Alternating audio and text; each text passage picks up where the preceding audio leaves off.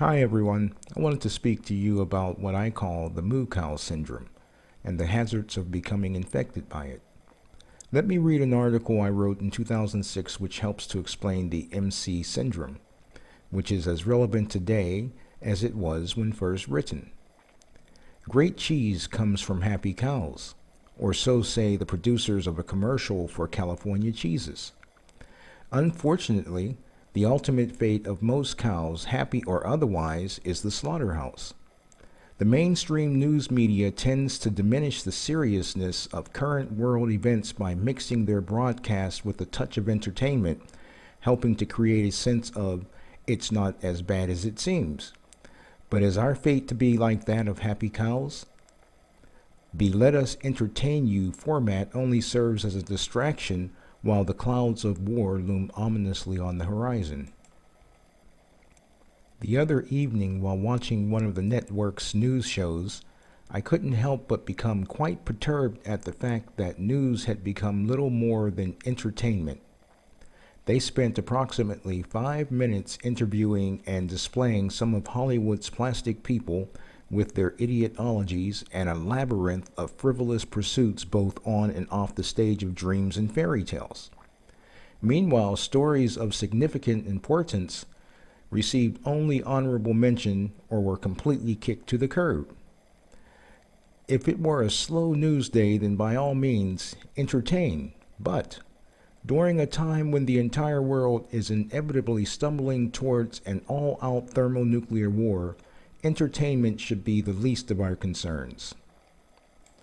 Ever since the mid to late 1900s, China has been feverishly building up its military forces with the majority of preparation aimed at waging a successful short-term regional campaign. The primary objective in this military buildup is the defense of China.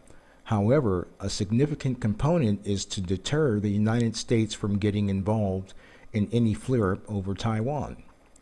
As part of this deterrence, China has been steadily developing its capability to control the sea lanes in the Western Pacific, provide an air defense shield through the use of sophisticated anti-aircraft weapons, and to effectively counter any U.S. military retaliation.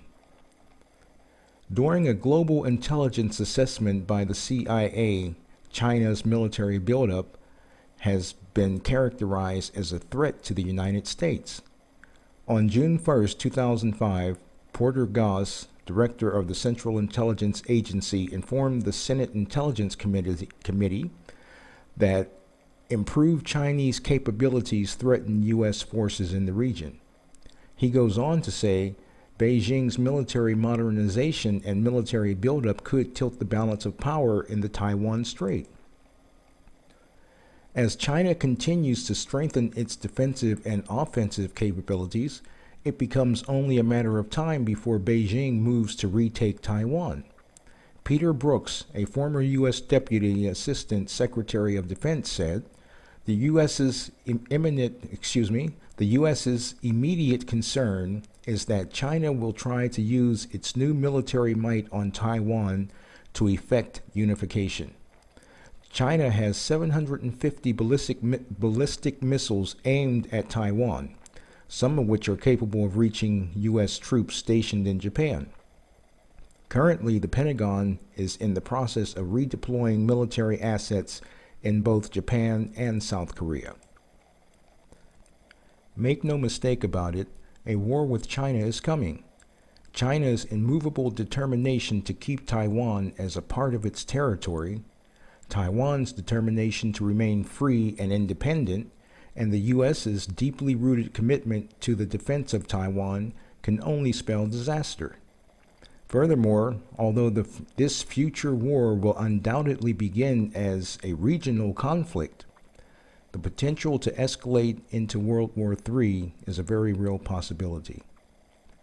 Richard Fisher of the U.S.-based International Assessment and Strategy Center said, not only can Chinese nuclear missiles now target the continental United States, the whole configuration of the new Chinese force is clearly designed with the United States as the hypothetical enemy. China is not the only hotspot that should be cause for alarm. Pakistan and India are regularly threatening to nuke each other over the much disputed territory of Kashmir. Then there's Iran, whose leader has publicly stated that Israel should be wiped off the map while seeking to develop nuclear reactors in order to provide critical components for nuclear warheads.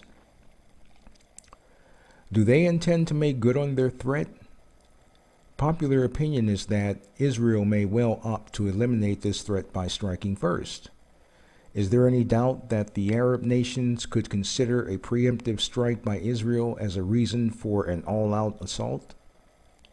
Once again, the U.S. is deeply involved in the defense of Israel, while both China and Russia are pursuing closer ties with the Arab nations.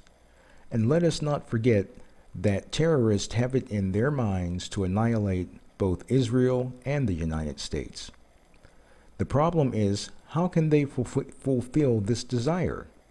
Sometime shortly after the fall of the former Soviet Union, it has been reported by several reliable sources that approximately 48 or more suitcase-sized nuclear weapons were missing from Soviet stockpiles. Although Russian officials deny their very existence, it's a scary thought. Not to mention all of the biological and chemical weapons out there, with some being easily accessible and others not so easy but still possible. Does great cheese really come from happy cows? Who cares? There are far too many life-threatening situations in the world to waste valuable time on frivolous pursuits. This is a sidebar. Whether or not you believe in God, or the God of the Bible, the following events seem to parallel what was foretold thousands of years ago. The prediction: kings of the north, Russia, and east, China, align with Arab nations and move against Israel in the last days. The events: both Russia and China have been negotiating closer alliances with the Arabs and with each other. The prediction that Israel would again become a nation with Jerusalem as its capital in the last days. The events: in May of 1948, Israel again became a nation, and in 1967, they regained control of Jerusalem. The prediction: men's hearts would fail them for fear of those things that are coming upon the earth in the last days. The events: earthquakes, tsunamis, hurricanes of historic proportion and in diverse places, pestilences, famines, wars and rumors of wars, terrorism, and the threat of being hit by asteroids, the holes in the ozone, global warming, the melting of polar ice caps, and a weather system gone wild. Food for thought. The Bible tells us that the generation which sees all these things take place will not pass away before the return of Jesus Christ. Have you given your life to Jesus yet? Time is short. God bless you, friends.